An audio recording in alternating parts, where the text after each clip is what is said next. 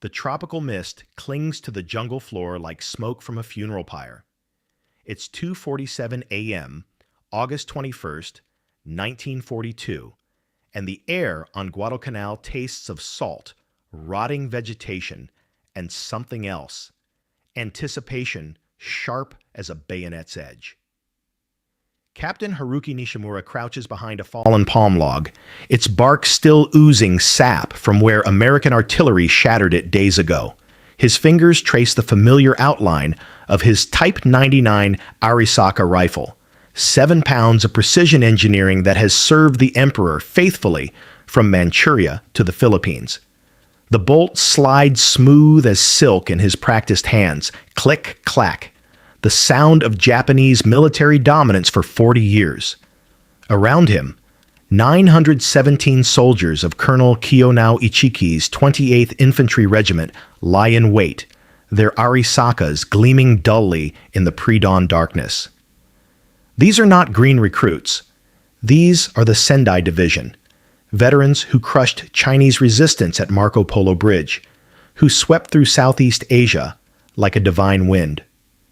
Each man carries the confidence of unbroken victory and the certainty that American Marines, isolated and demoralized, will break like waves against Japanese steel. Nishimura adjusts his grip on the rifle's familiar stock. 5 rounds in the magazine, 1 in the chamber, 6 shots before he must work the bolt, reload, and fire again. But 6 shots from a master marksman are 6 dead enemies. This is the way of the samurai warrior, the way of precision over brute force. Through the humid air comes the whisper of Colonel Ichiki's voice. Remember, these Americans have been cut off for weeks. They are hungry, frightened, probably down to their last ammunition. Intelligence reports no reinforcements, no hope. We will drive them into the sea by sunrise. The plan is beautiful in its simplicity. Charge across the sandbar at the mouth of this creek the Marines call Alligator, a fitting name for where American resistance will die. Their bolt-action rifles, if they have any ammunition left, cannot match the disciplined fire of Japanese veterans.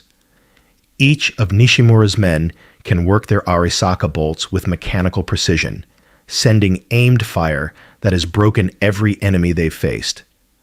But something feels different tonight. During the reconnaissance yesterday, the sounds from the American positions weren't quite right.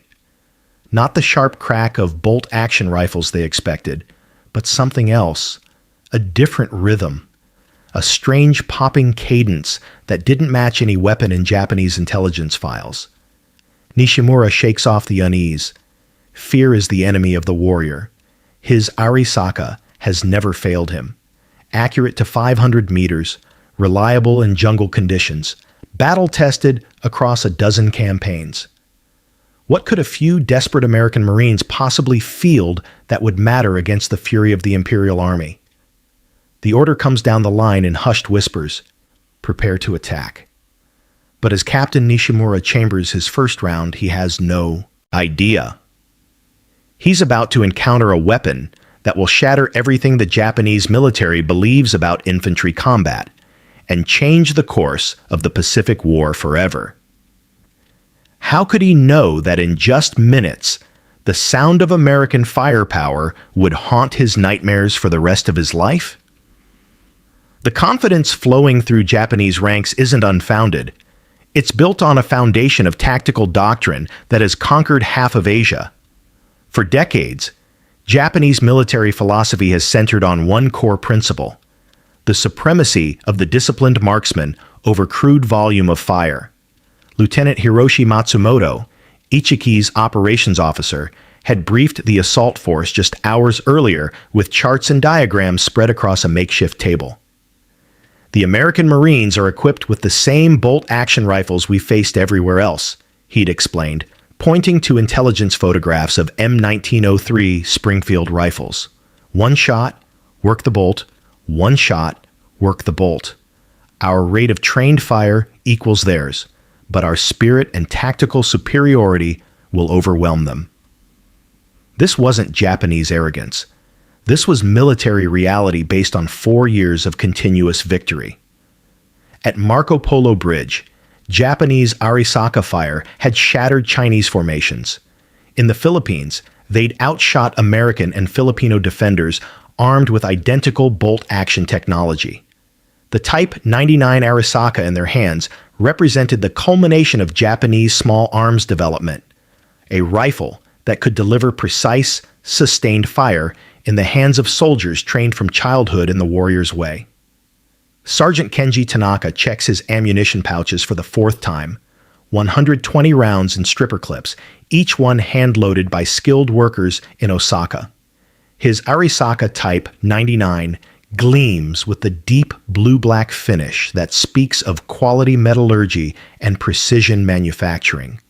7 pounds of Japanese steel that has never jammed, never failed, never let down a soldier of the Emperor. "Sergeant San," whispers Private Yamamoto, barely 18, but already a veteran of the Bataan Peninsula. The Americans sound different than the Filipinos. Their firing patterns yesterday? Silence, Tanaka hisses back, but privately, he's noticed it too. During the probe at Coley Point, when Captain Brush's Marine Patrol had ambushed their reconnaissance, the sound of American rifles hadn't matched expectations. Not the measured crack-pause crack of bolt-action fire, but something faster. Something that made his veterans' instincts twitch with unease. But surely it was nothing. Intelligence had been clear. The American Marines were equipped with standard M1903 Springfield rifles, the same weapon they'd carried since 1903, bolt-action, 5-round magazine, requiring manual cycling between shots just like their own Arisaka. The Americans might fight with desperate courage, but they couldn't change the laws of mechanical engineering. Colonel Ichiki himself moves among the troops, his presence radiating the confidence that has carried him through China, through the conquest of Guam, through every victory in his distinguished career. At 44, he is the embodiment of Japanese military excellence, a warrior scholar who has studied every aspect of modern warfare and found the Americans wanting. Remember, he tells his company commanders in a voice barely above a whisper, the enemy is isolated, demoralized, and running low on supplies. Their rifles require the same manual operation as ours, but they lack our discipline, our training, our warrior spirit.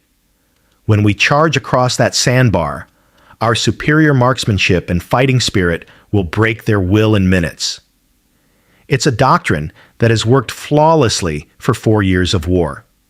Japanese soldiers, trained to fire 15 aimed rounds per minute with their bolt-action rifles, had consistently outfought enemies armed with similar weapons.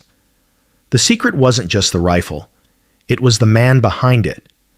Japanese marksmen could work a bolt action with mechanical precision while maintaining accuracy that put bullets exactly where they needed to be. The weapon's intelligence seemed to confirm their superiority. Captured American M1903. Springfield rifles were examined and found to be well made but unremarkable. Bolt-action rifles with 5-round magazines, no different in principle from weapons Japanese forces had faced and defeated throughout Asia. If the Americans had any secret weapons, surely Japanese intelligence would have discovered them by now. But as the minutes tick toward the assault hour, strange reports filter back from listening posts. American voices carried differently across the water, more relaxed, less desperate than expected. And those sounds during the day? Weapons fire that came in bursts and patterns that didn't match bolt-action timing. Captain Nishimura tries to push down the growing unease. His Type 99 Arisaka is a superb weapon. Accurate, reliable, powerful enough to drop an enemy at 400 meters with a single shot. The 7.7mm cartridge hits harder than most rifles in the world. Japanese doctrine calls for aimed fire, not spray and pray tactics. One shot, one kill. the way of the warrior. The final preparations begin in the pre-dawn darkness. Bayonets are fixed to rifle muzzles with the soft click of steel on steel. Ammunition is redistributed, each man carrying exactly what he'll need for the brief, violent assault that will drive the Marines into the sea. The Arisaka Type 99s are loaded and ready, bolts closed on chambered rounds. In 10 minutes, we advance, comes the whispered command down the line. Remember, disciplined fire, aimed shots, make every bullet count. The Emperor is watching. As they prepare to move out, Sergeant Tanaka can't shake the memory of yesterday's strange sounds from American positions, but surely it's nothing more than nerves. His Arisaka has never failed him, and Japanese marksmanship has never been matched by any Western army. The assault force begins its final approach to the creek, 917 soldiers armed with the finest bolt-action rifles in the world, confident in tactics that have brought them victory after victory. They have no way of knowing they're about to face a weapon that will make their Arisaka rifles seem as obsolete as samurai swords, a weapon that will fire 8 rounds as fast as a man can pull the trigger without ever needing to work a bolt. In less than an hour, the sound of semi-automatic fire will shatter Japanese military confidence forever. At exactly 1:30 a.m., Colonel Ichiki raises his sword. The blade catches the last starlight before clouds swallow the sky, and 917 Japanese soldiers surge forward toward what they believe will be another easy victory. Captain Nishimura leads his company across the sandbar, his boots splashing through ankle-deep water as the tide retreats. Around him, the distinctive sound of Arisaka bolts cycling fills the air, click-clack, as his men chamber rounds and advance in perfect formation. This is how Japanese infantry fights: disciplined, precise, unstoppable. The first Marine positions appear through the mist like ghosts materialized from nightmare. Nishimura raises his Type 99, sights on a muzzle flash, and squeezes the trigger. The rifle barks, and he immediately works the bolt, click-clack, ejecting the spent cartridge and chambering another round. 1 second to aim, 1 second to fire, 2 seconds to cycle the bolt and acquire a new target. This is the rhythm of bolt-action warfare, perfected through decades of training. But then something impossible happens. From the Marine positions comes a sound that makes no sense. A rapid pop, pop, pop, pop, pop, pop, pop, pop that cuts through the night like a machine gun, but it's not machine gun fire. It's too controlled, too precise, too personal. What is that sound? Nishimura shouts to Sergeant Tanaka, but Tanaka is staring in horrified fascination at the muzzle flashes across the creek. Where there should be single shots followed by the pause of bolt operation, there's continuous fire. Not the wild spray of automatic weapons, but aimed, deliberate shots coming faster than any bolt-action rifle should be able to fire. Private Yamamoto, charging beside him, suddenly spins and drops. Then Private Sato, then Corporal Nakamura. Not one at a time the way men fall to aimed rifle fire, but in rapid succession, as if the Americans are somehow firing multiple shots in the time it takes a Japanese soldier to cycle his bolt once. Nishimura works his Arisaka bolt frantically, click-clack, chambers another round, aims, fires. But in the time it takes him to complete this cycle, he hears 8 distinct shots from a single American position directly in front of him. 8 shots, in the time it takes him to fire once. Impossible, he screams, but the evidence is all around him. Japanese soldiers are falling faster than they can be replaced, not because the Americans are better marksmen, but because they're firing impossibly fast. Each American seems to have the firepower of 3 or 4 Japanese soldiers. Sergeant Tanaka drops to one knee, working his bolt with the mechanical precision drilled into him since basic training. Click, clack, aim, fire, click, clack, aim, fire. But the American across from him is maintaining a steady rhythm of fire that never pauses, never slows, never stops for bolt operation. They're not using bolt-action rifles, Tanaka shouts over the growing chaos. Those aren't Springfields. The realization hits Captain Nishimura like a physical blow. The Americans aren't fighting with bolt-action rifles at all. They're using some kind of semi-automatic weapon, a rifle that fires as fast as a man can pull the trigger without ever needing to work a bolt. But that's impossible. Intelligence had been clear. The Americans were equipped with M1903 Springfield rifles, the same bolt-action technology Japan had been facing and defeating for 4 years. How could they have developed and fielded a semi-automatic rifle without Japanese intelligence discovering it?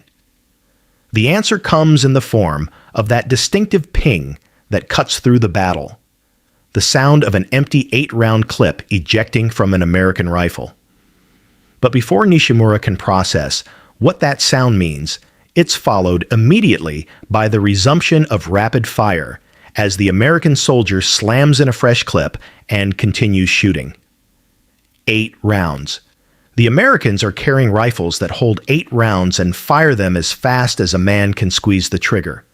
Around him, the assault is disintegrating. Japanese soldiers trained for 40 years in the supremacy of aimed bolt-action fire are being mowed down by Americans who can fire 3 times as fast. The tactical advantage that has carried the Imperial Army to victory after victory across Asia is being shattered by American semi-automatic firepower. "Fall back!" Nishimura screams, but there's nowhere to fall back to. Colonel Ichiki, convinced this would be a quick victory against demoralized Marines, has committed his entire force to a frontal assault across open ground. And that ground is now a killing field swept by semi-automatic fire that makes Japanese bolt-action rifles seem like relics from another century. Private Yamamoto, somehow still alive despite a bullet through his shoulder, staggers toward Nishimura. "Captain-san, what are those weapons? They fire like machine guns, but they're aimed like rifles." Before Nishimura can answer, the American counterattack begins. Marine reinforcements surge forward, and now he can see the weapons that are destroying his regiment. They look like rifles, shoulder-fired, aimed weapons, but they're pouring out sustained fire without pause for bolt operation. One American Marine, barely 20 years old, works his way through Nishimura's company with methodical precision. 8 shots, ping, reload, 8 more shots, ping, reload. In the time it takes Nishimura to fire twice with his Arisaka, this single American has fired 16 aimed rounds. The mathematical reality is devastating. If each American can fire 8 rounds to every 3 Japanese rounds, then 2,000 Marines with semi-automatic rifles have the firepower of 5,000 Japanese soldiers with bolt actions.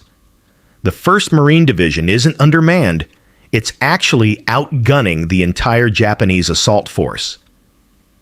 "This is what defeat sounds like," Sergeant Tanaka whispers as he lies bleeding in the sand, listening to the rapid pop, pop, pop, pop of American semi-automatic fire cutting down the last of their attack. "This is the sound of our rifles becoming obsolete." By 5 a.m., as Marine tanks roll across the sandbar, crushing everything in their path, the tactical revolution is complete.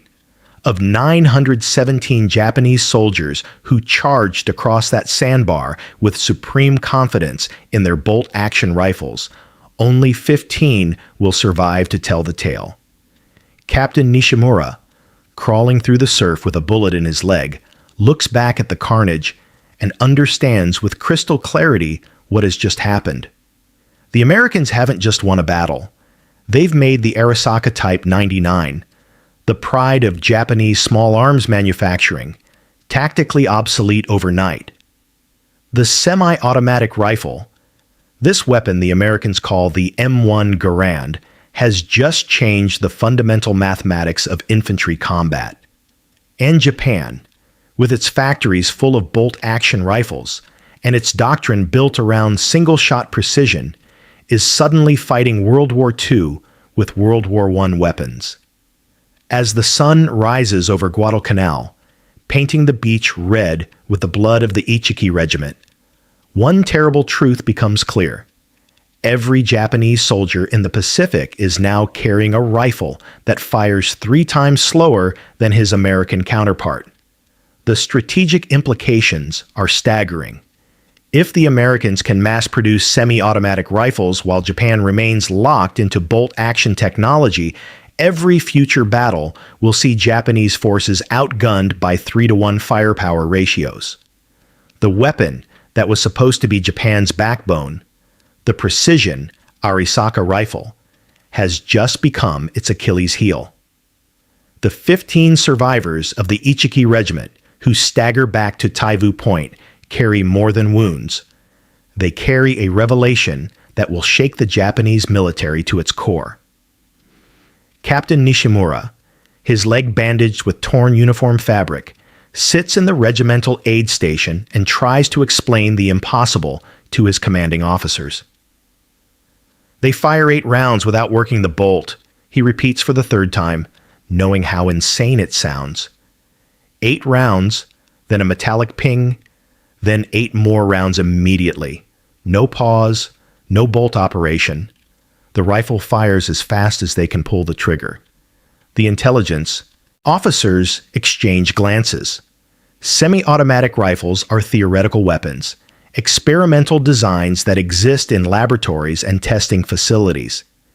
The idea that the Americans have not only perfected such a weapon, but mass-produced and fielded it to every infantry soldier seems impossible. But the evidence is undeniable. Radio intercepts from American positions reveal they call their weapon the M1 Garand, named after its Canadian-American designer, John Garand. As Japanese intelligence pieces together the shocking truth, they realize the Americans have achieved something the Japanese military considered a fantasy: a semi-automatic rifle reliable enough for frontline infantry use. The implications cascade through Japanese strategic planning like falling dominoes. If every American soldier can fire 3 times faster than every Japanese soldier, then Japan's numerical superiority in the Pacific is meaningless. The 164th Infantry Regiment, arriving at Guadalcanal in October 1942, will demonstrate this reality when Army soldiers armed with M1 Garands integrate seamlessly with Marine forces and multiply American firepower exponentially. Lieutenant Colonel John B. George, serving with the 164th, will later write, "This rifle was probably the very best in the war, and the best military hand weapon ever placed on the battlefield." As Army units with M1 Garands fight alongside Marines still carrying bolt-action M1903 Springfields, the difference becomes stark. Marines observe firsthand the enormous increase in firepower that Army forces enjoy with their Garand rifles. By December 1942, desperate Japanese engineers at Yokosuka Naval Arsenal begin the frantic process of reverse engineering captured M1 Garand rifles. Working around the clock, they modify American rifles to fire Japanese 7.7 by 58 mm ammunition, discovering that the semi-automatic action can indeed function with their cartridges. But copying the Garand's complex gas-operated system proves infinitely more challenging than Japanese metallurgy and manufacturing can quickly master. The result is the Type 4 rifle, Japan's desperate attempt to match American firepower.